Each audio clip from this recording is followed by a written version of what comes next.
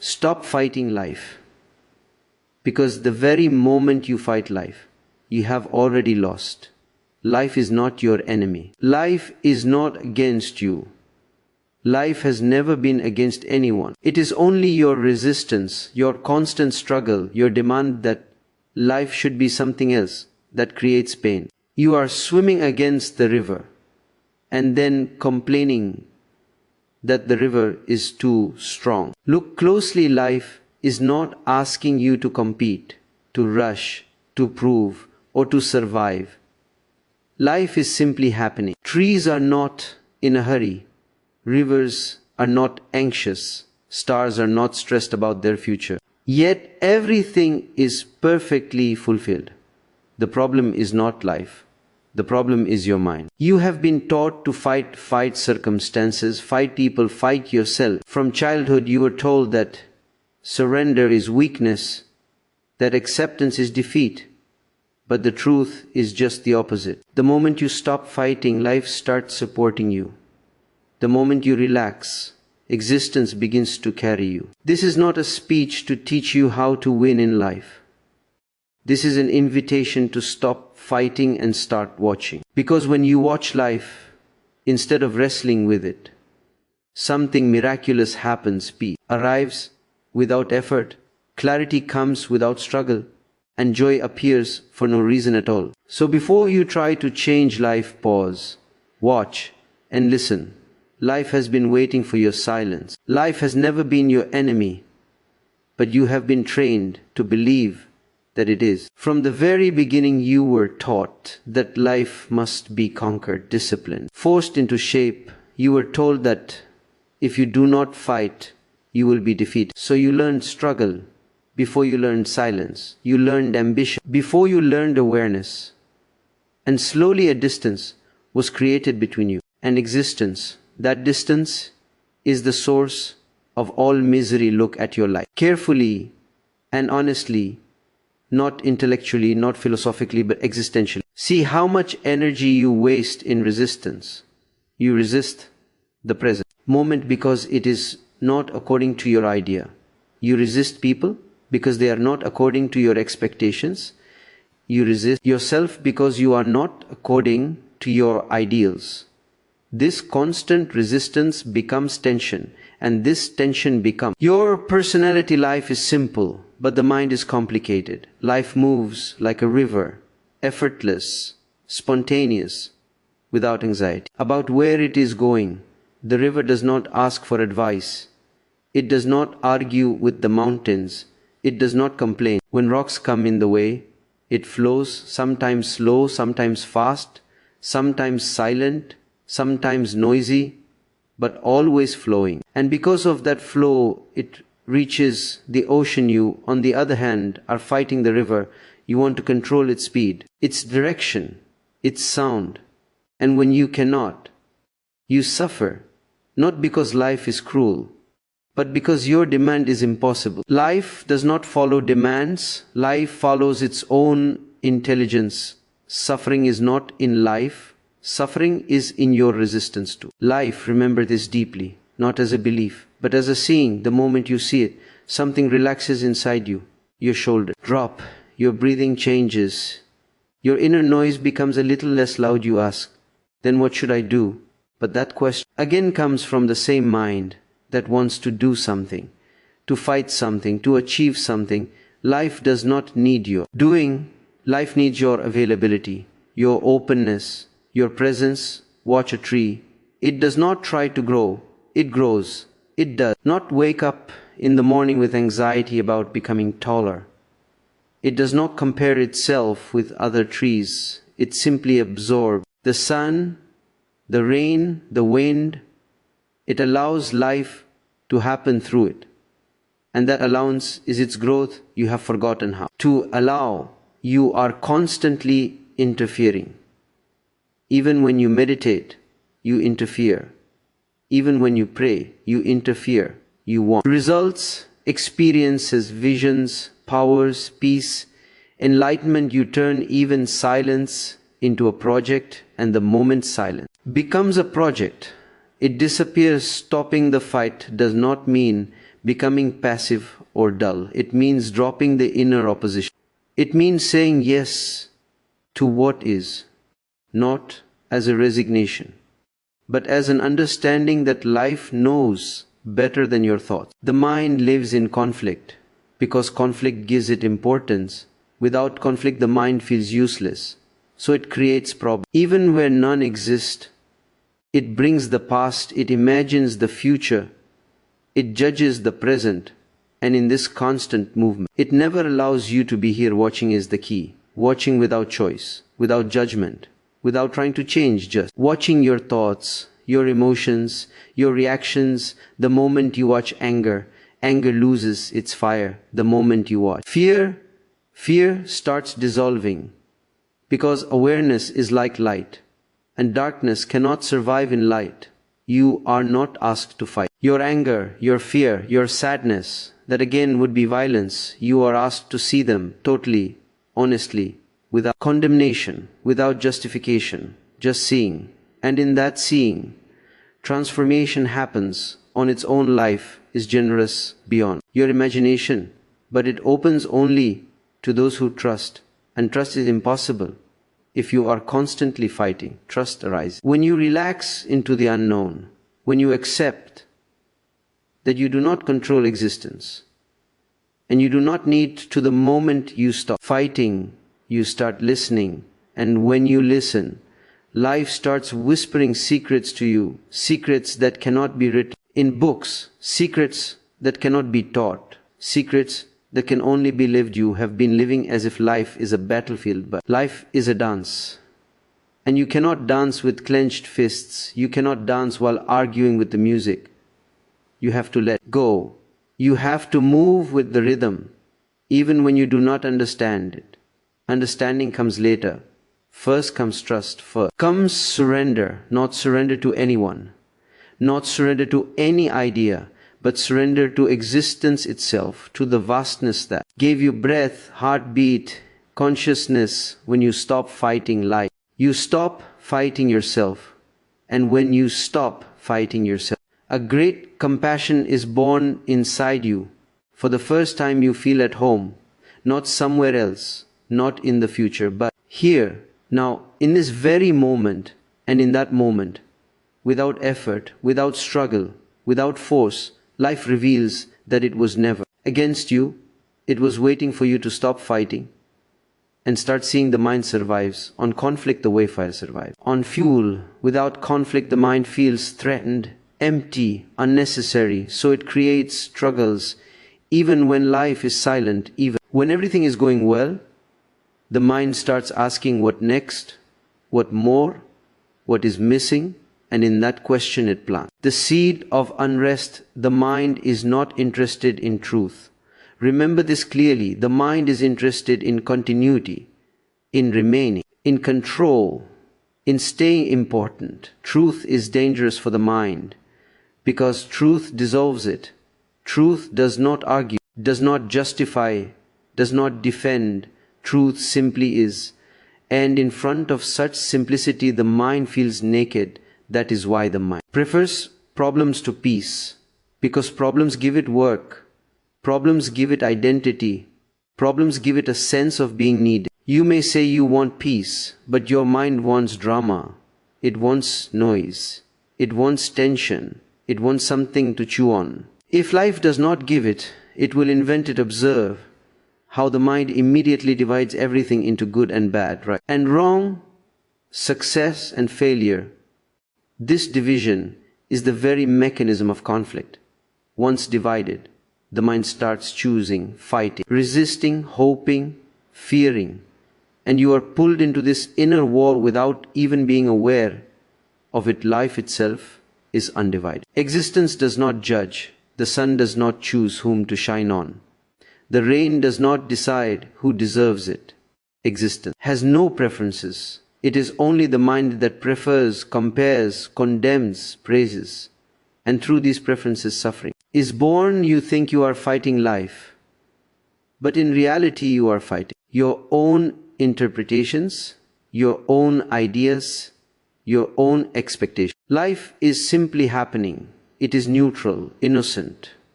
But the mind comes in between you and life, like a noisy commentator, constantly talking, labeling, interpreting, and you start reacting to the commentary. Instead of the reality the mind tells you, this should not have happened, this person should not be like this, I should not feel this way, and each should create tension. Each should is a rejection of what is, and rejection is violence.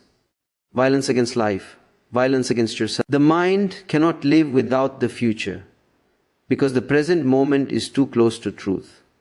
In the present moment there is no problem, no becoming, no ambition, only being, and being is enough. But the mind is uncomfortable with enoughness. It wants more, it wants tomorrow, it wants improvement, achievement, arrival. So the mind pulls you out of the now again and again, into memories and projections, and then you wonder why peace is missing. Peace is missing because you are never here to receive it. When you understand that the mind survives by conflict, a great clarity arises. You stop believing every thought, you stop obeying every impulse. You start seeing the mind as a tool, not as a master. Thoughts come and go, emotions arise and disappear, but you are the watcher behind them. Watching the mind is the beginning of freedom, not controlling it, not suppressing it, not fighting it, just seeing how it functions, how it exaggerates, how it lies, how it dramatizes. And in this seeing, the mind slowly loses its grip. Conflict ends, not because you have solved all problems, but because you have seen that most problems were created by the mind itself. Life remains, but the unnecessary struggle drops. The mind wants to be special, enlightened, superior, saved. But life wants you to be simple, ordinary, authentic. And this is the deepest conflict. The mind wants to become something. Life invites you to be nothing. In particular, the moment you stop identifying with the mind, you stop feeding it conflict. And without food, the mind becomes quiet, not dead, but silent, transparent, useful in that silence. Truth does not arrive as an answer. It arrives as a presence, a feeling of being aligned, of being at ease with existence, of no longer needing to fight, argue, or prove anything. The mind will try again and again to pull you back into conflict. Is its habit centuries old? Do not fight it. Just watch it smile and remain a witness, because the moment you see the mind clearly, it no longer has power over you. And life, which was always waiting behind the noise, comes closer, softer, more intimate to you. Have been taught that acceptance is weakness, that if you accept you will become defeated, that only those who struggle, resist, and push hard are strong. But this teaching has poisoned your understanding, because acceptance is not surrender to failure, it is surrender to reality. When you fight reality, you lose energy. When you accept reality, energy is released. Acceptance is not passive, it is deeply intelligent. It sees things as they are, not as you wish them to be. And from that clarity, right action arises on its own. Resistance comes from fear. Acceptance comes from understanding. Fear says, if I accept this moment, I will be trapped in it forever. Understanding knows that life is movement. Nothing stays the same. So there is no danger in acceptance. Look at the ocean. It accepts every river, clean or dirty, small or large. It does not argue. It does not reject. And because of that acceptance, it remains vast. Your consciousness can also be vast if you learn to accept instead of resist. You accept night, and morning comes. You accept winter, and spring arrives. Life moves naturally, but the mind does not trust this movement. It wants guarantees. It wants control. And because life gives no guarantees, the mind remains anxious. Acceptance is not saying yes with your lips while saying no inside. That is hypocrisy. Acceptance is total. It is a deep relaxation into the fact that this is how things are right now. And right now is the only place from where change can happen. If you reject the present, you reject the only door to transformation. Because transformation does not happen in the future. It happens here, in this moment. Once you are aligned with what is you think acceptance means, you will stop growing. But growth has nothing to do with struggle. Growth happens when there is no inner conflict. Just as a flower blooms, not because it is ambitious, but because the conditions are right. When you accept your anger, it softens.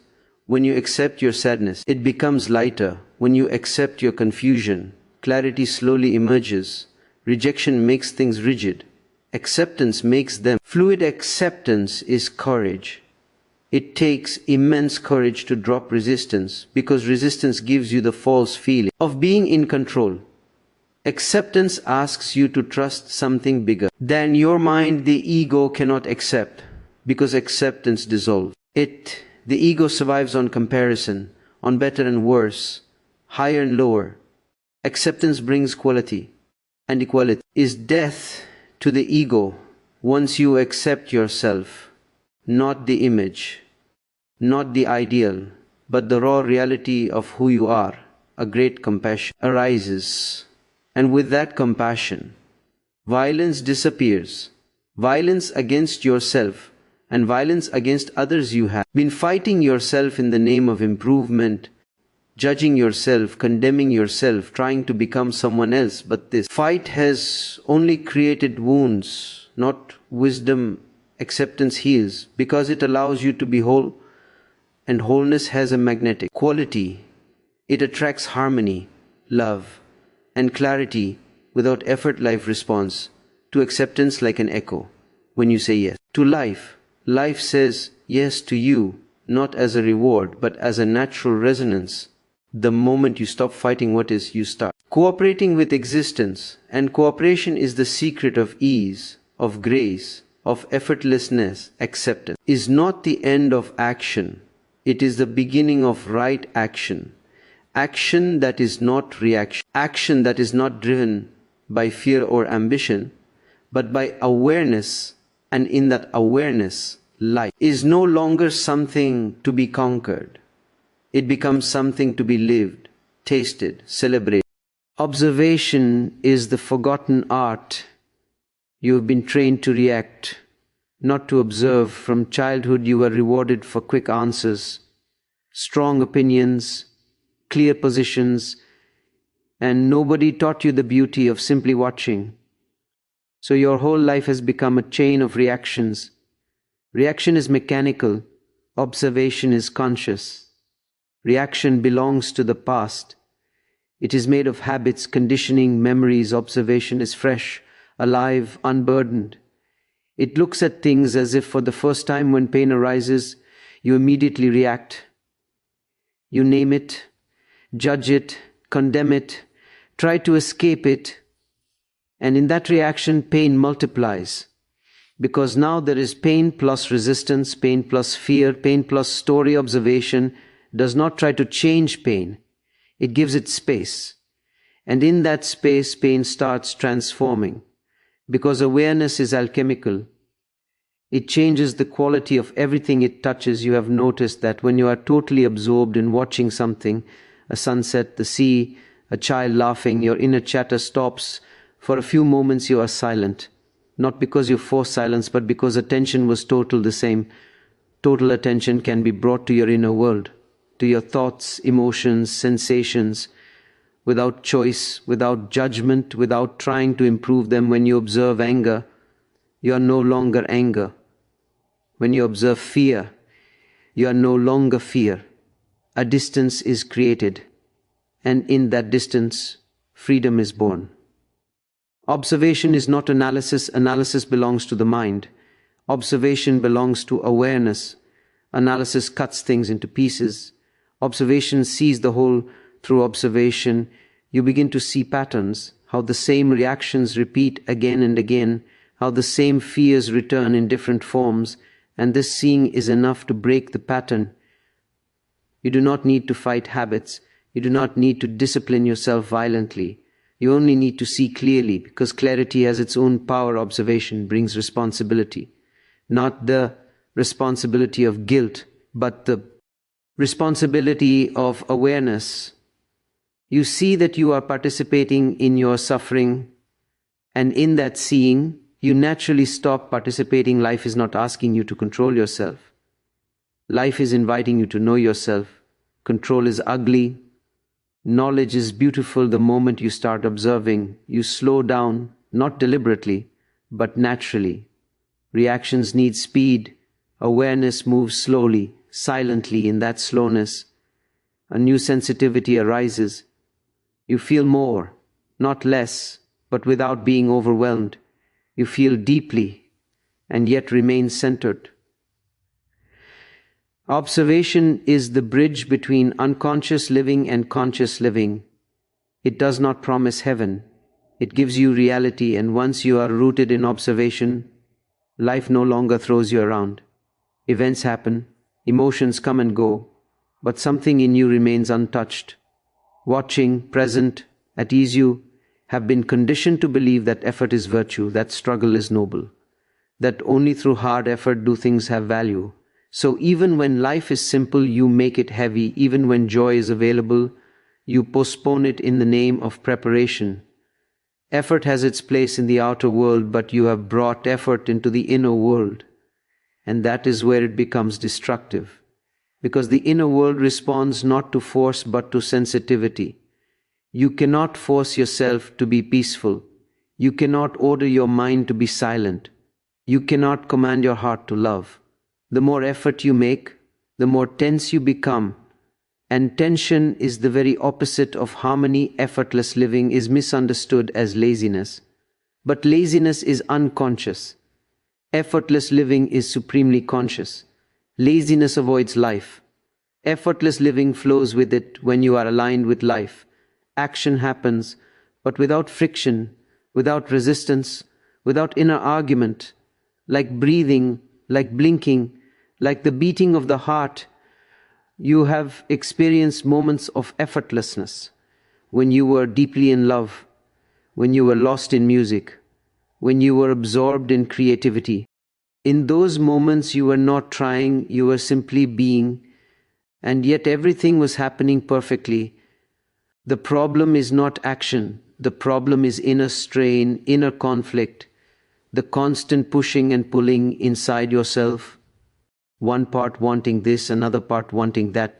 When this inner conflict drops, energy is no longer wasted, and that same energy becomes clarity, intelligence, responsiveness. Effortless living means you act from understanding, not from ambition, from awareness, not from fear, from presence, not from habit. Life itself is effortless. The stars move without strain.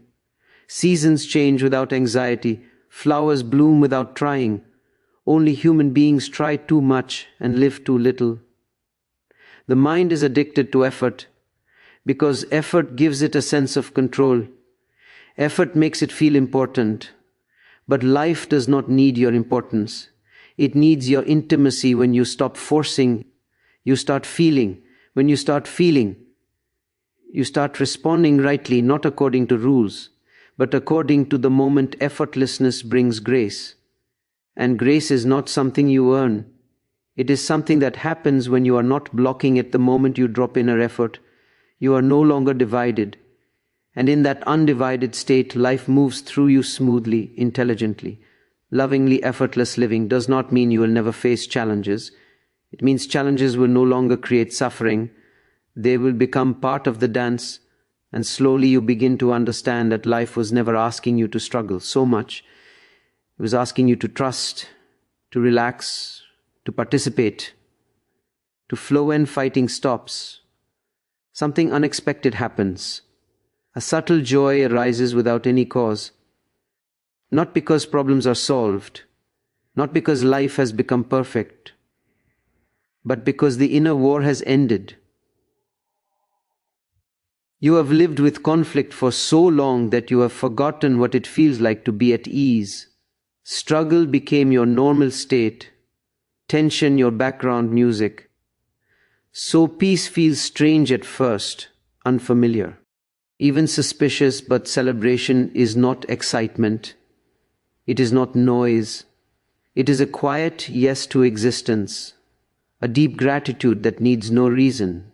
It is the joy of simply being alive when you stop fighting, you stop proving, you stop justifying, you stop defending yourself, and an immense relief comes, as if a heavy burden you did not even know you were carrying has been put down. Celebration does not mean laughing all the time, it means living with openness, with sensitivity, with wonder. It means being available to the small miracles that happen. Every moment a cup of tea becomes enough. A walk becomes meaningful. Silence becomes nourishing, because you are no longer rushing somewhere else. The mind always postpones joy. It says, first achieve this, first become that, first fix everything, then you will celebrate. But that then never comes. Life is happening now. And celebration can only happen now, not in the future, not after conditions are met when you are no longer fighting life. You start trusting it, and trust opens the heart, and a heart that is open naturally celebrates.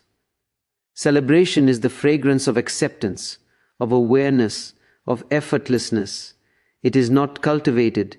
It arises. You start living without complaint, without comparison, without envy, not because you forced morality, but because joy leaves no space for negativity. Even pain, when it comes, is met with openness, not bitterness. Sadness is allowed, tears are allowed, but they do not turn into suffering. Becomes a mystery to be lived, not a problem to be solved, and mystery invites celebration, not analysis. When fighting ends, life is no longer serious. It becomes playful, light, fluid. Stop asking what is the meaning of life, because life itself becomes meaningful, and in that celebration, without any reason, without any goal, without any destination, you finally feel at home. Silence is not something you create. It is something you discover when all unnecessary noise falls away. You have been trying to create silence by controlling thoughts, by forcing the mind to stop. But this effort only creates more noise, because effort itself is noise. Silence is already there, underneath your thoughts, underneath your emotions, underneath your constant inner commentary. Just as the sky is always there behind the clouds, life is speaking to you continuously, but you cannot hear it because your mind is always talking, commenting, interpreting, judging, planning, remembering. And this endless talking becomes a barrier. When you stop fighting life, the mind slowly becomes tired of its own noise. Because fighting was its fuel, resistance was its energy source. Once resistance drops, the mind loses interest. Thoughts still come, but they no longer dominate in that gap between thoughts. Silence appears, not dead, not empty, but alive, vibrant, full. It is a silence that listens, that feels, that understands without words. You have been seeking answers all your life. But life does not respond to questions. Life responds to listening. When you listen, not with the mind, but with your whole being, answers arise without being formulated. Silence is not withdrawal from life. It is intimacy with life. Only in silence can you feel the subtle rhythms of existence, the quiet guidance that is always present, but rarely noticed. When you are silent, you are not separate from life.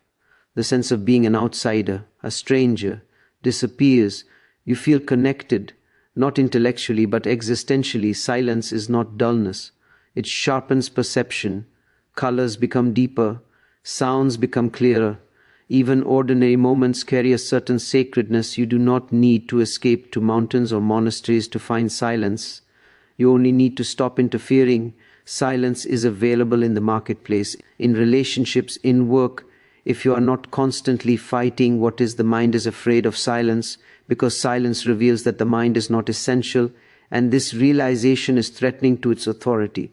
But once you taste silence, even for a moment, you understand that it is home, that all your searching was a search for this simple presence in silence. There is no demand to become anything. no pressure to improve, no comparison, no competition. You are enough as you are. This silence does not make you inactive. It makes your actions more precise, more compassionate, more appropriate to the moment. Words spoken out of silence carry weight. Actions arising from silence have grace. Silence allows you to see life as it is, not as your conditioning has told you it should be. And this seeing is liberation. You realize that life was never confusing. Only your mind was confused. Life was never chaotic. Only your thoughts were chaotic. As silence deepens, trust deepens, because silence has no fear of the unknown. It is open, receptive, available. You stop asking where life is taking you because you are no longer in a hurry to arrive anywhere. The present moment becomes sufficient, rich, complete. In silence, the fight is impossible, because silence has nothing to defend, nothing to prove, nothing to protect. And slowly, gently, without effort, you understand that silence was not something missing from your life. It was something overlooked, always present, patiently waiting for you to stop fighting and start listening. Freedom is not something that happens when life changes. Freedom happens when your relationship with life changes. You have been waiting for freedom in the future, when situations improve, when people understand you, when problems disappear. But that waiting has become another prison. You think freedom means doing whatever you want, but that is only the mind changing its chains. Real freedom is freedom from inner compulsion, freedom from the constant urge to fight, to escape, to control. As long as you are fighting life, you are reacting, and reaction is slavery. You may feel active, powerful, busy, but inside you are driven, pushed by fear, desire, conditioning. Freedom begins the moment you see that you do not have to react, that you can pause, watch, and choose, not from habit but from awareness. Life gives you situations, but reactions are your creation. Someone speaks harshly and anger arises. That anger is not forced on you, it is a learned response. And whatever is learned can be unlearned through seeing. Freedom is not against discipline, but it is against unconscious discipline, imposed discipline, mechanical morality. Freedom has its own intelligence. When you are aware, you do not need rules. Awareness responds rightly on its own. Just as a mirror reflects without effort, the mind is constantly afraid of losing control, but control is not freedom. Control is fear, disguised as strength. When you drop control, life does not collapse. It becomes more harmonious, more intelligent, more alive. Freedom does not mean you will never feel anger, fear, or sadness. It means these states will pass through you without becoming prisons. You allow emotions without becoming them, thoughts without believing them, situations without being crushed by them. Freedom is lightness, not because life is light, but because you are no longer carrying unnecessary weight.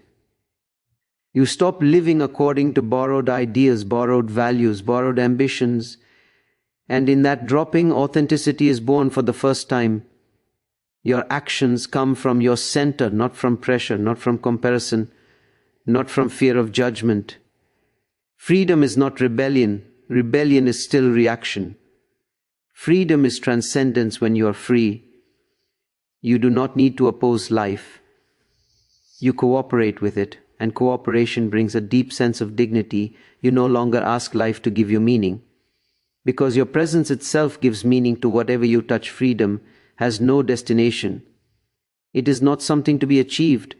It is something to be lived moment to moment. And the paradox is this: the moment you stop fighting for freedom, you find that you were free all along.